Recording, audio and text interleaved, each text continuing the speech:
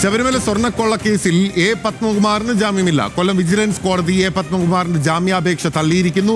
ഷമീർ അബ്ദുൾ നമുക്കൊപ്പം ചേരുകയാണ് വിവരങ്ങളുമായി. ഷമീർ, ശബരിമല സ്വർണ്ണക്കൊള്ള കേസിൽ ദേവസ്വം ബോർഡ് മുൻ അധ്യക്ഷനും മുൻ MLA-യും CPIM നേതാവുമായിട്ടുള്ള എ പത്മകുമാർ ജയിലിൽ തുടരണം.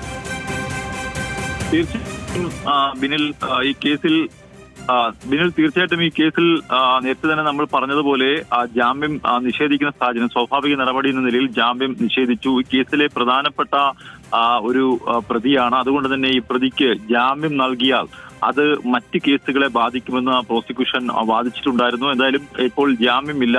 ദേവസ്വം ബോർഡിനാണ് ഇതിൽ കൂട്ടുത്തരവാദിത്തം ഉണ്ടായിരുന്നു എന്ന് പ്രതിഭാഗം കോടതിക്ക് മുമ്പിൽ അറിയിക്കുകയും ചെയ്തു. എന്നാൽ പത്മകുമാറിന് സ്വർണ്ണ കവർച്ചയിൽ നിർണായകമായ പങ്കുണ്ട് എന്നതാണ് പ്രോസിക്യൂഷന്റെ വാദം. എന്തായാലും ജാമ്യാപേക്ഷ ഇനി മേൽക്കോടതിയായിരിക്കും പരിഗണിക്കുക. എന്നാൽ ഉണ്ണികൃഷ്ണൻ പോറ്റി നൽകിയിരിക്കുന്ന ജാമ്യാപേക്ഷ ഇതേ കോടതിയിൽ 18-ന് പരിഗണിക്കും. ഇപ്പോൾ ജാമ്യം നിഷേധിച്ചിരിക്കുകയാണ് കൊല്ലം വിജിലൻസ് കോടതി. അതേസമയം തന്നെ സ്ഥിരജാമ്യം തേടിക്കൊണ്ട് മുഖ്യപ്രതിയായിട്ടുള്ള ഉണ്ണികൃഷ്ണൻ പോറ്റിയും കോടതിയെ സമീപിച്ചിരിക്കുകയാണ്. മേൽക്കോടതിയെ സമീപിക്കും ഇനി പത്മകുമാർ എന്നുള്ളതാണ് ഷമീർ അബ്ദുൾ റിപ്പോർട്ട് ചെയ്യുന്നത്.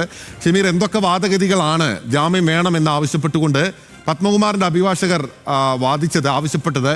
പ്രോസിക്യൂഷൻ സർക്കാർ എങ്ങനെ പ്രതിരോധിച്ചു അതിനെ?